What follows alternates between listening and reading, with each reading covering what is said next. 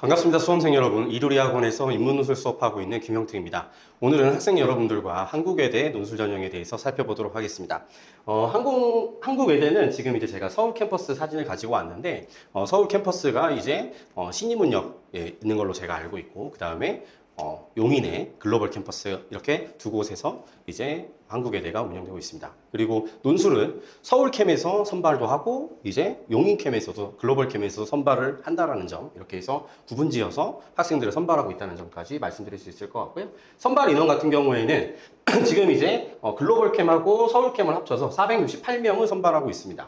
그래서 전체 비중은 13.7%여서 다른 학교들에 비해서는 논술로 선발하는 비중이 상대적으로는 높은 편에 해당되는 학교입니다. 아무래도 이공계 쪽에 이제 학과가 글로벌 캠밖에 없다라는 점도 작용하겠지만 실제적으로 이제 비율이 높은 편에 해당된다고 볼 수 있겠습니다.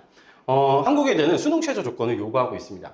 상대적으로 제가 생각했을 때는 동급의 대학이라고 할 수 있는 경희대에 비해서는 조금 높은 편입니다. 물론 경희대는 탐구 두 과목 평균을 반영하고 있지만 한국외대 같은 경우에는 일반 학과들 같은 경우에는 두 개 영역 등급 합 4를 요구하고 있습니다. 한국사도 4등급을 요구하고 있죠. 근데 여기서 좀 특이할 만한 점은 다른 이제 선택 범위들도 존재한다라는 겁니다. 무슨 말씀이냐면 외대는 서울캠에서 LD와 LT 학부가 존재하는데 LD와 LT 학부 같은 경우에는 두 개 영역에서 등급 합 3을 요구합니다. 그러니까 상대적으로 조금 이제 상위권 친구들도 LD나 LT, 한국외대 LD나 LT 학부에 관심이 있는 학생이 있다면 지원해 볼 수 있기 때문에 선택지가 조금 넓은 편입니다. 그리고 글로벌 캠 같은 경우에는 한 개 영역 3등급인 경우도 있습니다. 그래서 상당히 선택의 폭이 넓은 학교다라는 점을 우리가 확인해 볼 수 있고, 한국외대를 이제 선택하고자 하는 학생이라면 자기 최저 조건에 따라서 글로벌 캠이나 서울 캠 이렇게 자유롭게 선택해서 지원할 수 있는 폭이 좀 넓다는 점 이제 알아볼 수 있었습니다. 실제로 이제 아까도 말씀을 드렸듯이 상대적으로 이제 비슷한 이제 점수대를 요구하는 경희대에 비해서는 최저 조건이 조금 이제 높다고 말씀을 드렸잖아요. 그래서 그런지 모르겠지만 실제로 경쟁률은 상대적으로 많이, 실제 경쟁률은 그 최초에 학생들이 지원했던 경쟁률에 비해서는 많이 이제 낮아지는 편입니다. 지금 보시면 평균적으로만 봤을 때 47.6대 1인데 실질적으로는 충족한 학생들만 놓고 봤을 때는 15대 1, 그리고 결시 인원까지 포함했을 때는 12대 1로 상당히 낮아지는 모습을 볼 수 있습니다. 우리가 평균적으로 한 40%대 정도의 학생들이 논술 최저 조건을, 수능 최저 조건을 충족한다는 점을 고려해 본다면 지금 이제 수치가 보여주는 것은 상당히 낮은 비율이다라고 볼 수 있겠습니다. 그리고 이제 글로벌 캠 같은 경우에는 이제 3등급 하나를 요구하게 되는데 여기서도 지금 보면 실질적으로는 상당히 경쟁률이 낮아진다는 점을 확인해 볼 수 있습니다. 그래서 최저 조건을 충족할 수 있다면 좀 더 유리한 조건에서 논술 시험을 보게 된다라는 점을 확인할 수 있고, 외대는 내신을 반영하지 않습니다. 그래서 논술 100%로 논술 문제를 정확하게 풀 수 있다면 자기가 내신이 좀 불리하더라도 6등급, 7등급 되더라도 손해를 전혀 보지 않고 자신의 논술 실력으로 합격을 결정지을 수 있는 대학이다. 이 부분 확인할 수 있겠습니다. 외대 논술 문제 유형에 대해서 이제 대략적으로 한번 살펴보도록 하겠습니다. 외대는 인문하고 사회를 구분해서 논술 문제를 냅니다. 크게는 인문 같은 경우에는 영어 제시문이 들어온다는 점을 확인해 볼 수 있습니다. 그리고 사회계열 같은 경우에는 문제 3번에서 도표를 준다라는 점을 확인해 볼 수 있겠습니다. 그래서 이 둘은 이제 영어 제시문이 나오느냐 도표가 나오느냐의 차이 정도만 있지 다른 부분은 제가 생각할 땐 대동소이하다 이렇게 이해하시면 되겠습니다. 시간은 90분으로 상대적으로 다른 학교들에 비해서는 짧은 편이다라고 할 수 있습니다. 하지만 글자 수도 400자, 450자, 500자 이렇게 해서 전체적인 글자 수가 많지 않다라는 점 이렇게 고려하신다면 여러분들께서 외대 논술이 상대적으로 어렵지 않은 편이다라는 점을 이해해 볼 수 있을 것 같고, 출제 방향에 대해서 이제 외대는 통합 논술을 지향한다. 그래서 제시문을 통해서 정보를 확인하고 그것을 응용하고 적용할 수 있는 능력을 본다. 이런 부분들, 교육 과정을 충실히 반영해서 논술 문제를 출제하고 있다라고 이렇게 이야기하고 있습니다. 구체적인 문제를 보기 전에 제가 생각했을 때 한국외대 논술 문제에 대한 이제 판단 지점을 좀 설명을 드리면, 일단은 아까도 말씀드렸듯이 영어 제시문이 인문에서 나오잖아요. 저 같은 경우에 학생들에게 3등급 정도 되는 해결 능력을 갖고 있다라고 한다면 외대 영어 지문은 해결할 수 있다 이렇게 판단하고 있습니다.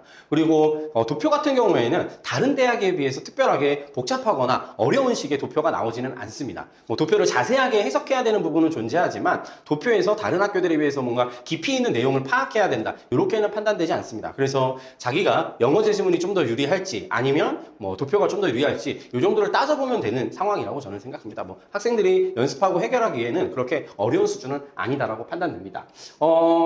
그리고 아까 말씀드린 통계 부분 나온다라는 거 말씀을 드렸고요. 내용은 구체적으로 확인해 보시면 좋겠습니다. 기출 문제를 좀 보겠습니다. 아까 앞에서 자세하게는 말씀드리지 않았는데 1번 문제 같은 경우에는 외대는 인문사회 모두 분류 문제가 나옵니다.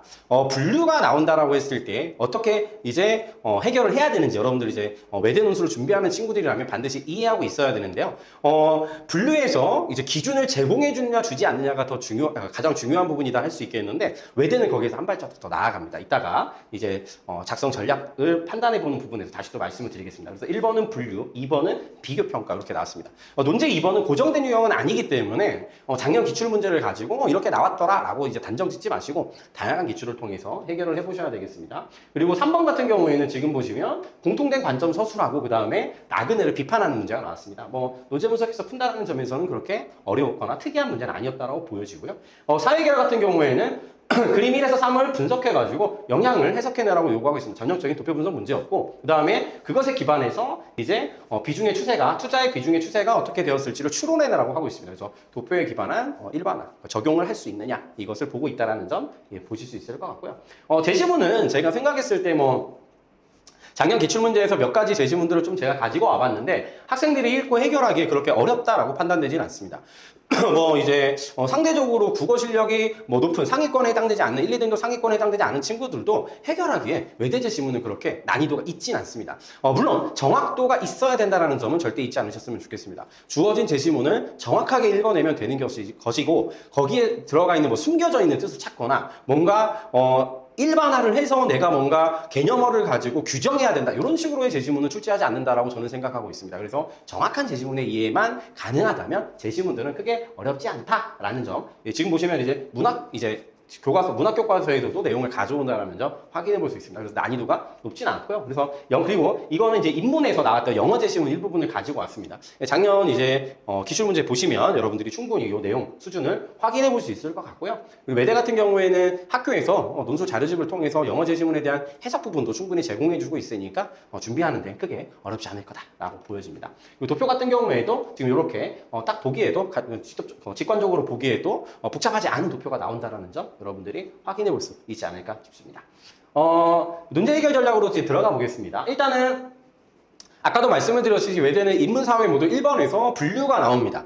지금 같은 경우에는 분류에서는 제가 전에도 말씀드렸던 적이 있었을 텐데 논제에서 주어진 기준이 있느냐 없느냐를 주되게 먼저 따져보셔야 됩니다. 기준을 설정했다면 그 기준에 따라서 분류하는 것이 아주 중요하고 기준을 설정하지 않았다면 그 기준을 찾아내는 것이 매우 중요합니다. 근데 외대는 작년 기출문제에서는 거기에서 한 발짝 더 가서 입장까지 정해줍니다. 그러니까 연속과 분절에 해당되는 제시문들을 찾으라는 거예요. 그러니까 따로 이제 연속과 분절을 포괄할 수 있는 뭔가 기준을 주고 우리가 연속과 분절이라고 하는 입장을 찾아서 제시문들을 나눠야 되는 상황이 아니라 아예 연속과 분절이라고 하는 키워드를 줬습니다. 그래서 이 키워드에 해당되는 제시문을 찾는 것이고 그거에 맞춰서 분류하고 제시문을 요약하면 되겠습니다. 그리고 연속과 분절이라고 하는 핵심어를 중심으로 이제 분류하고 요약하라고 했으니까 당연히 요약에서는 이제 연속과 분절이라고 하는 키워드에 해당되는 부분 내용들이 반드시 언급되어져야 되겠죠. 이런 부분들을 꼭 따져보고 답안을 작성해야 되는 논제였습니다.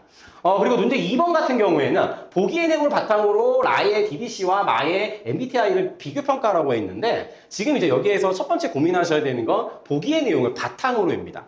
이것을 제가 여러분들한테 이제 정리했으면 좋겠는 거는 이 보기의 내용을 바탕으로라고 했는데 이 바탕으로를 요약을 할 것인가 말 것인가에 대해서 여러분들이 꼭 따져보셨으면 좋겠습니다. 학교의 어떤 답안을 통해서 어느 정도의 가이드는 제공되고 있다라고 판단되니까 여러분들 이 부분을 꼭 확인해 보셨으면 좋겠습니다. 그리고 논제에서 이제 비교 평가를 물어봤습니다. 비교도 해야 되고 평가도 해야 돼요. 그래서 비교에서 어떤 내용적 요소들이 들어와야 되는지 이건 논술을 준비하는 친구들이라면 모두 알고 있을 거라고 생각이 되어지고 평가, 이제 가치 판단이 이루어져야 하는 논제 요구사항, 그러니까 DBC와 MBTI에 대한 판단이 보기의 내용을 가지고 이루어져야 한다는 점을 꼭 답안에 반영해 줘야 되는 논제였습니다.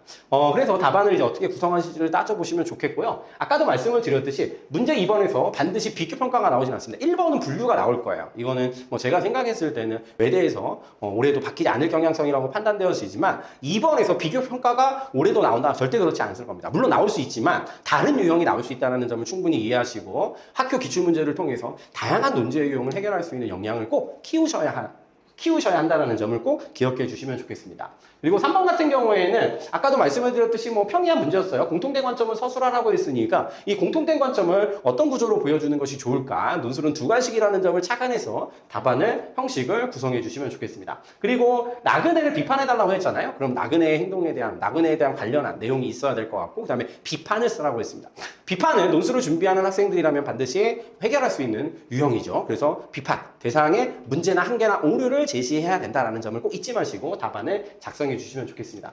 사회결 같은 경우는 아까도 말씀을 드렸듯이 도표 분석이라고 하는 부분 확인해 볼 수 있고요. 그림인에서 3까지 반영해가지고 투자의 비중에 미치는 영향을 해석해내라고 했으니까 도표에 주어진 정보들을 충분히 반영해서 답안을 구성해 주시면 좋겠습니다. 그리고 그 내용을 바탕으로 이제 비중의 추세가 어떠했을지를 추론하라고 했으니까 자기에게 주어진 정보에 기반해서 이 추세가 어떠했을지를 논리적으로 따져서 답안을 작성해 주시면 되겠습니다. 조금 이제 조심하셨으면 좋겠는 건 뭐냐면 이 3번 답안에서 마지막 부분을 추론을 할 때 약간 좀 자의적인 글쓰기를 해서는 안 된다는 점을 꼭 유념하셨으면 좋겠습니다. 어느 정도 답안이 정해져 있을 수 있거든요. 그래서 답안이 열려 있는지 아니면 닫혀 있는지를 꼭 확인하시고 지나친 어떠한 이제 비약을 통해서 답안에서 주어진 자료를 통해서 쓸 수 없는 답안을 작성하지 않으셨으면 좋겠습니다. 이거는 너무 복잡하게 생각하지 않고 주어진 정보 안에서 매끄러운 추론을 해나가시는 것을 부탁을 드리겠습니다. 네, 이렇게 해서 이제 외대 논제 확인을 해봤고요. 외대 논제 같은 경우에는 아까도 말씀드렸듯이 난이도가 그렇게 높진 않습니다. 이 부분은 서울캠하고 글로벌캠하고 같은 문제를 풀고 있다는 점에서도 그 이유를 확인해 볼 수 있다고 생각합니다. 그래서 논술을 이제 좀 고민하고 있는 친구라면 제가 생각했을 때 외대는 뭐 내가 논술을 엄청 잘하지 않더라도 충분히 해결할 수 있는 학교니까 여러분들이 적극적으로 고민해 볼 수 있고 기본적으로 갖춰야 되는 역량들을 좀 빠르고 정확하게 학습해야 된다는 점에서 여러분들에게 필요한 준비 과정을 적절하게 찾아가실 수 있으면 좋겠습니다. 이루리 학원도 그 가운데 충분한 좋은 선택지가 될 수 있지 않을까 조심스럽게 말씀드려 보겠습니다. 그래서 오늘은 한국에 대해 유형에 대해서 살펴보았는데요. 여러분들이 남은 기간 동안 잘 준비하셔서 좋은 결과 있길 바라겠습니다. 네, 그러면 오늘 영상은 여기서 마치도록 하겠습니다. 감사합니다.